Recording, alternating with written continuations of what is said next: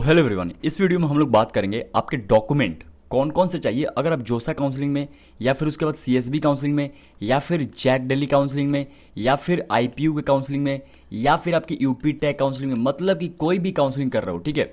उस काउंसलिंग में आपको कौन कौन से डॉक्यूमेंट चाहिए, कौन कौन से डॉक्यूमेंट रेडी करने हैं 2026 के काउंसलिंग में, ताकि आपको कोई भी दिक्कत ना हो। क्योंकि मैं बताता हूँ 95% केसेस में कह लो कि डॉक्यूमेंट रॉन्ग अपलोड करने से, फॉर्मेट में डॉक्यूमेंट नहीं होने से लोगों के सीट कैंसिल होते हैं। तो इस वीडियो को ध्यान से देखिएगा और सारे जो 20 डॉक्यूमेंट की लिस्ट है ना, ये अगर आपके पास है तो चाहे आप दुनिया के कोई भी काउंसलिंग कर लो, दुनिया का नहीं इंडिया का, ओके, आपको एक्स्ट्रा एक भी डॉक्यूमेंट नहीं लगेगा।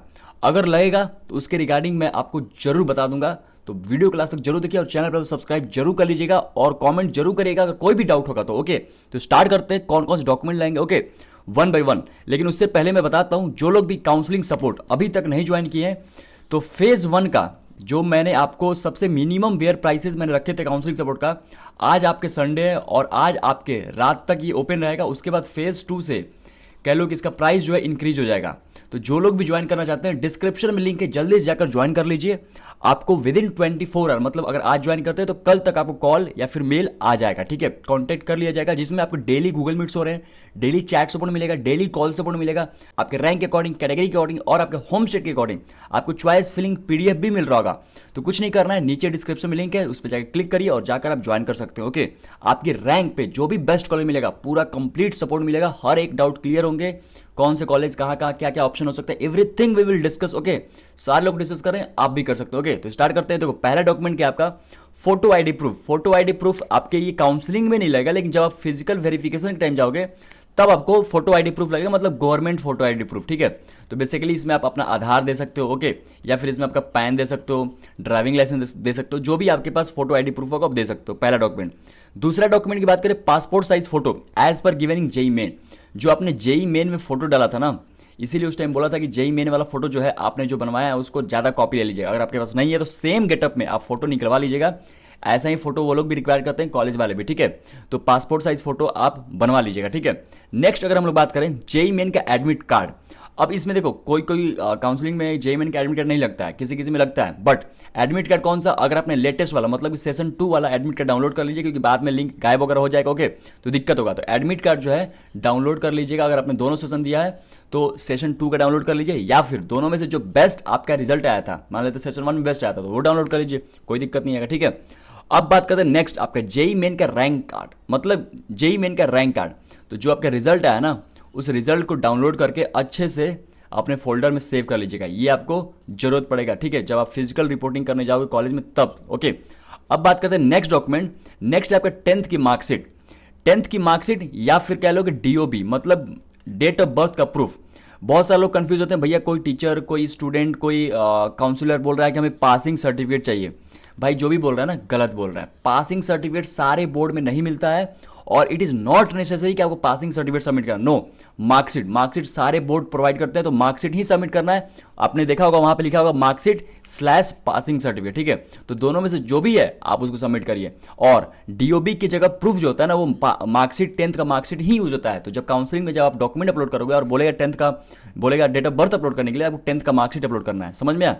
अगर नेक्स्ट डॉक्यूमेंट की बात करें हम लोग, तो नेक्स्ट है आपका 10+2 का मार्कशीट या फिर पासिंग सर्टिफिकेट, ठीक है। कुछ कुछ बोर्ड में पासिंग सर्टिफिकेट भी देते हैं, but maximum all the board will provide you passing certificate. तो 10th 12th का मार्कशीट हो गया, और यही जो है आपका होम स्टेट के लिए यूज होता है। कहां पर, जोसा और सीसेप काउंसलिंग है। बाकी जगह जो भी स्टेट काउंसलिंग है, ऑफकोर्स वहां पे तो आपके डोमिसाइल सर्टिफिकेट यूज हो रहा है। अब बात करते हैं नेक्स्ट आपके कैरेक्टर सर्टिफिकेट। देखो, कैरेक्टर सर्टिफिकेट काउंसलिंग में नहीं लगेगा, मतलब जब ऑनलाइन रिपोर्टिंग करोगे या फिर जब सीट मिलेगा, ये आपको फिजिकल रिपोर्टिंग में लगेगा, ठीक है। तो ये कैरेक्टर सर्टिफिकेट कहां से मिलेगा, जहां से आपने 12th किया है ना, जहां से 12th किया वहीं से जाइए, प्रिंसिपल से ले लीजिए, वहां पे आपको सर्टिफिकेट, कैरेक्टर सर्टिफिकेट मिल जाएगा। तो कैरेक्टर सर्टिफिकेट जरूरी है, ठीक है। ये बात जो है बनवा लीजिए, जहां से आपने 12th किया वहीं से मिलेगा, ओके। जो लोग ड्रॉपर हैं, जो लास्ट आपने पढ़ा था मतलब 12th, वहीं से स्कूल से ही मिलेगा, तो आपका काम हो जाएगा, कोई दिक्कत नहीं आएगा। नेक्स्ट डॉक्यूमेंट क्या है, चॉइस फिलिंग पीडीएफ।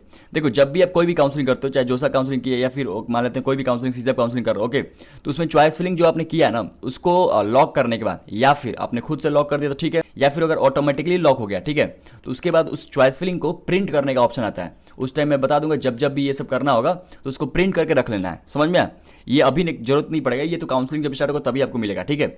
नेक्स्ट क्या है, कैटेगरी सर्टिफिकेट। अगर आप EWS से, ठीक है, या फिर आप OBC से, या फिर आप SC ST से बिलोंग करते हो, और इसमें भी EWS और OBC से बिलोंग करते हो, तो जो आपका कैटेगरी सर्टिफिकेट है वो 1 अप्रैल 2026 के बाद के डेट का बना होना चाहिए, मतलब 1 अप्रैल का बना होना चाहिए, या फिर उसके बाद के डेट का ही बना होना चाहिए। और बस वो या तो आपके जोसा और सीसा वाले ने जो दिया है, या फिर एडवांस वाले ने जो फॉर्मेट दिया उसमें हो, या फिर आपके जो स्टेट में जो बना है ना वो भी चलेगा, बस वो सेंट्रल का होना चाहिए, ठीक है। OBC NCL जो बनता है वो सेंट्रल का होना चाहिए, और जो EWS में जो कंडीशन मेंशन है वो सेम कंडीशन मैच करना चाहिए। समझ में कैटेगरी सर्टिफिकेट। तो कैटेगरी सर्टिफिकेट से बहुत सारे लोगों को रिलेटेड डाउट होता है, तो उसके लिए मैं बोलूंगा काउंसलिंग सपोर्ट ज्वाइन कर लीजिए, आपके हर एक डाउट क्लियर हो जाएगा, ओके, और कोई भी डाउट नहीं रहेगा कैटेगरी सर्टिफिकेट से रिलेटेड। नेक्स्ट क्या आपका caste validity certificate. If caste is issued from Maharashtra government, अगर आप MHT मतलब महाराष्ट्र गवर्नमेंट से बिलोंग करते हो, मतलब कि आपका कह लो कि जो कैटेगरी सर्टिफिकेट बन रहा है वो महाराष्ट्र गवर्नमेंट से इशूड है, ओके, तो आपको कास्ट वैलिडिटी सर्टिफिकेट चाहिए ही चाहिए, ये बात ध्यान रखिएगा। और ये केवल महाराष्ट्र वाले स्टूडेंट के लिए है, बाकी स्टूडेंट वाले इसको इग्नोर कर सकते हैं। समझ में आया? अब नेक्स्ट हम लोग बात करते हैं आपके PWD सर्टिफिकेट। अगर आप PWD कैटेगरी से हो तो डेफिनेटली आपको PWD सर्टिफिकेट चाहिए ही चाहिए, ओके। अब नेक्स्ट हम लोग बात करते हैं आपके नेक्स्ट क्या, माइग्रेशन सर्टिफिकेट या फिर TC ट्रांसफर सर्टिफिकेट। ये कहाँ से मिलेगा? जहाँ से आपने 12th पास किया है ना, 12th पास किया है वहीं से आपको मिलेगा स्कूल से, तो जाकर इसको ले लीजिएगा, ओके। नेक्स्ट हम लोग बात करते हैं आपका गैप सर्टिफिकेट। अब देखो गैप सर्टिफिकेट कैसे बनता है, इस पे आपको डिटेल वीडियो आएगा, ठीक है, डिटेल इस पे एक अलग से वीडियो आएगा, तो चैनल को सब्सक्राइब जरूर कर लीजिएगा। और गैप सर्टिफिकेट अगर आपने 12th मान लेते हैं कि 2026 में किया है, अगर 2026 में पास कर रहे हो तो आपको गैप सर्टिफिकेट नहीं लगेगा। इससे पहले कोई भी ईयर में आपने 12th दिया है, चाहे 1 साल गैप हो चाहे 2 साल गैप हो, आपको गैप सर्टिफिकेट लगेगा ही लगेगा।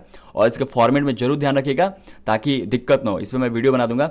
नेक्स्ट क्या है, मेडिकल सर्टिफिकेट। हर काउंसलिंग का अलग अलग मेडिकल सर्टिफिकेट फॉर्मेट होता है, तो जो काउंसलिंग में आप जाओगे उसके लिए आपको मेडिकल सर्टिफिकेट बनवाना पड़ेगा, ठीक है। इस पर भी आपको एक डिटेल वीडियो आएगा, ओके। मेडिकल सर्टिफिकेट सबको नेसेसरी है, कंपलसरी है, और ये 1 अप्रैल के बाद के डेट का ही बना होना चाहिए, ओके। इस पर डिटेल वीडियो आएगा, आपको किस तरीके से बनाना है सब कुछ बताऊंगा मैं, अपना खुद का डॉक्यूमेंट आपको शो करूंगा उसमें कि मैंने किस तरीके से बनाया, क्या क्या चीज उसमें मेंशन किया, ठीक है।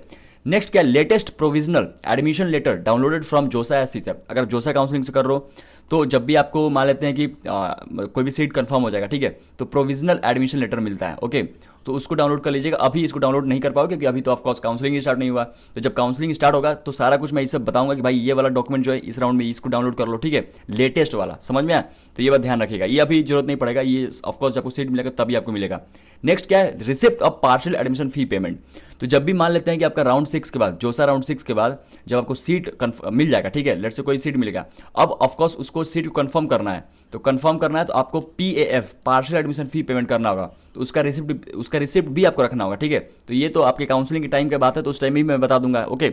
अब नेक्स्ट बात करते हैं receipt of institute fee payment at college website. जब आप एट द एंड आप मान लो तो कॉलेज आपको मिल गया, अब आप कॉलेज में जो है फिजिकल रिपोर्टिंग के लिए जा रहा हूँ, तो फिजिकल रिपोर्टिंग जाने से पहले क्या करना होता है, कॉलेज के वेबसाइट पे जो रेस्ट ऑफ द अमाउंट फी होता है ना, जो जोसा और सीसे में मान लेते हैं हमने सबमिट किया, उसके अलावा जो कॉलेज में फी पे करना है मान लेते हैं 40,000 है, ठीक है, तो 40,000 ऑफिशियल वेबसाइट पे पे करना है। पे करने का तरीका वो लोग बताए होंगे, या तो SBI कलेक्ट से पे करना होगा या फिर कोई और मेथड होगा, तो उस मेथड को पे करने के बाद आपको जो रिसिप्ट है उसको अपने पास रखना है, ठीक है।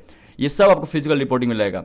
नेक्स्ट क्या है, signed student anti ragging and parent anti ragging.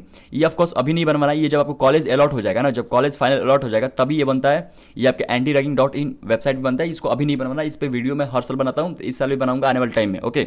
Next हम डॉक्यूमेंट की बात करें, undertaking of non availability of any prescribe document. जो भी मान लेते हैं कि ऊपर के डॉक्यूमेंट है वो अगर आपके पास कोई भी प्रेजेंट नहीं है, तो फिजिकल रिपोर्टिंग में जो कॉलेज आप ले रहे हो उस कॉलेज के वेबसाइट पे या फिर कॉलेज वाले प्रोवाइड किए होंगे अंडरटेकिंग, तो वो लोग अंडरटेकिंग प्रोवाइड किए होंगे, ओके, तो वो अंडरटेकिंग आपको फिल करना है और सबमिट कर देना है, ताकि आपके पास जो भी डॉक्यूमेंट मान लेते हैं कि आपके पास TC अवेलेबल नहीं है उस टाइम, या फिर मान लेते हैं कि कोई और डॉक्यूमेंट कैरेक्टर सर्टिफिकेट नहीं है, तो ताकि आपको बाद में 2-3 महीने टाइम मिल जाए और उसको सबमिट कर पाओ, ठीक है।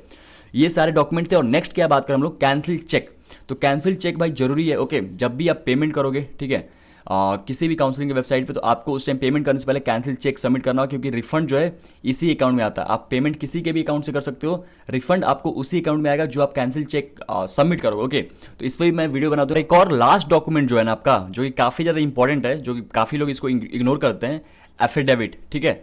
एफिडेविट आपको लगेगा अगर मान लेते हैं कि अगर मान लेते हैं कोई भी डॉक्यूमेंट में अगर आपका नेम का मिसमैच इशू है, मतलब कि मान लेते हैं कि आपके लेट्स से 10th के मार्कशीट में 12th के मार्कशीट में फादर का नेम का इशू है जो उनके डॉक्यूमेंट से मैच नहीं कर रहा है, या फिर आपके नेम में इशू है, कोई टाइटल में स्पेलिंग गलत है, या फिर कैटेगरी सर्टिफिकेट में कुछ भी एरर है, रिगार्डिंग आपको एक एफिडेविट बनवाना होगा। ओके, ये 100 रुपीज़ के स्टाम्प पेपर बनते हैं। Okay, non judicial stamp paper बनते हैं। इसका प्रोसेस मैं आपको डिटेल में वीडियो बना के बता दूंगा। ओके, जिनको भी जरूरत होगा डेफिनेटली, अगर मान लेते हैं नेम में इशू होगा या फिर कोई भी दिक्कत होगा, मतलब कोई भी डिटेल मैच नहीं कर रहा होगा, मिस मैच होगा, उसके रिगार्डिंग आपको एफिडेविट बनता है। समझ, तो आई होप आपको सारा कुछ समझ में आ गया होगा, कौन कौन से डॉक्यूमेंट लेंगे और कौन कौन से डॉक्यूमेंट कैसे प्रिपेयर करना है। ये आपके डिटेल वीडियो आने वाले टाइम में आएगा। कौन से डॉक्यूमेंट पे वीडियो चाहिए डिटेल में वीडियो कमेंट जरूर करेगा। ओके, और अभी तक काउंसलिंग सपोर्ट नहीं ज्वाइन किया तो जल्दी ज्वाइन कर लीजिए, ताकि आपकी काउंसलिंग बहुत ही अच्छे तरीके से हो जाए।